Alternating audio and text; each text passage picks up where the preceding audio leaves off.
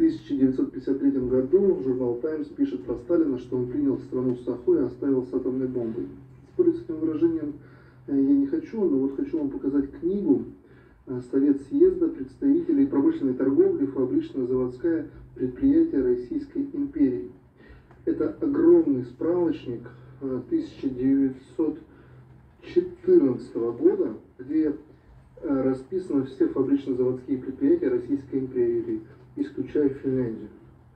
И вы просто посмотрите объем.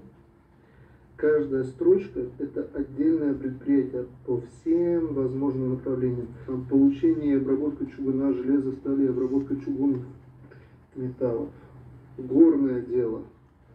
Все разделено на области, на указанные адреса, механическая обработка дерева, обработка животных продуктов, обработка питательных и вкусовых продуктов.